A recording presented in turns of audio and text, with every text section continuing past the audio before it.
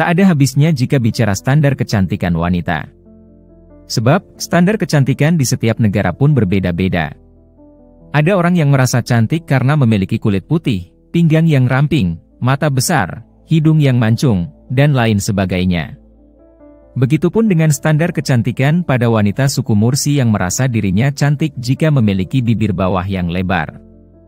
Suku Mursi adalah salah satu suku yang tinggal di daerah Sungai Omo di wilayah Ethiopia bagian barat daya. Mereka adalah bagian dari kelompok etnis Nilotes dan terkenal karena tradisi dan kebudayaan mereka yang unik.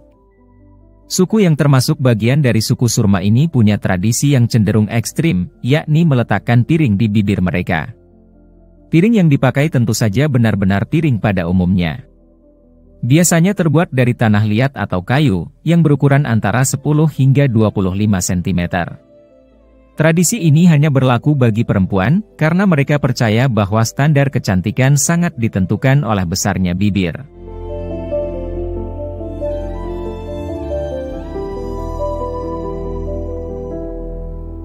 Tradisi tatahan ini memiliki nilai simbolis dan dianggap sebagai simbol keindahan dan status sosial. Semakin besar dan banyak tatahan yang dipakai, semakin tinggi status sosial seseorang di dalam komunitas Mursi. Selain itu, suku Mursi dikenal dengan seni ukiran dan tato yang rumit. Mereka menggunakan pisau dan bahan-bahan alami untuk mengukir pola-pola indah pada tubuh mereka. Tato tersebut memiliki makna sosial, agama, dan keindahan.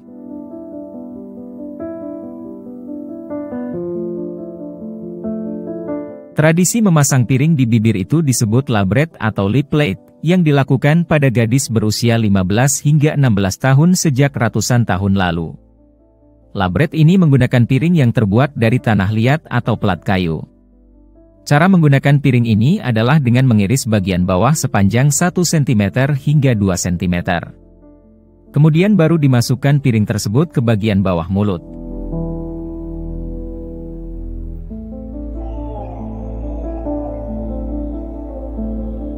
Biasanya, sebelum memulai pemasangan piring, para perempuan suku Mursi akan menanggalkan 2-4 gigi mereka. Bibir bawah juga akan dipotong, sampai benar-benar pas dengan ukuran piring.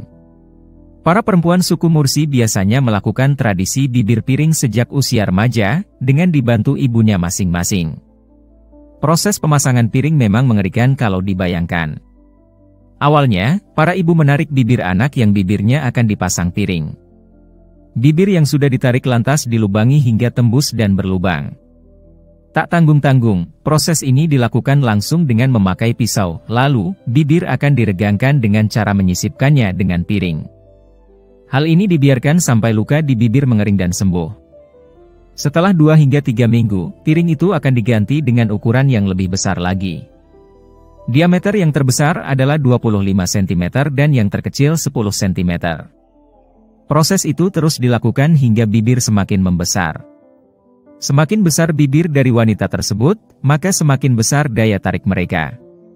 Selain itu, hal tersebut menandakan wanita yang menggunakannya semakin dewasa dan siap untuk menikah. Itu juga menandakan semakin besar pula mahar yang harus pria bayarkan untuk wanita dengan piring besar di bibirnya. Piring kecil biasanya menerima 40 ekor sapi, sementara piring besar bisa menerima sampai 60 ekor sapi untuk mas kawin. Untuk mengobati luka-luka bekas piring, biasanya perempuan suku Mursi menggunakan salep yang berasal dari tanaman.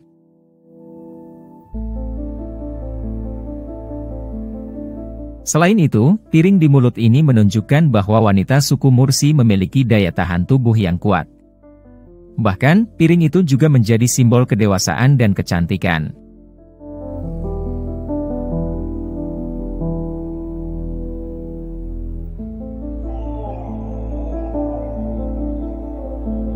Pertanian dan peternakan merupakan mata pencaharian utama suku Mursi.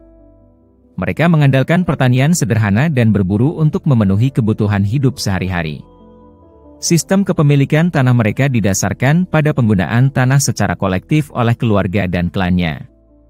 Suku Mursi memiliki struktur sosial yang terorganisir dengan pemimpin tradisional yang disebut sultan yang memimpin komunitas mereka. Mereka juga memiliki sistem kepercayaan yang kuat terkait dengan alam dan roh nenek moyang mereka. Suku Mursi telah menarik minat wisatawan internasional yang tertarik untuk mempelajari budaya dan tradisi mereka.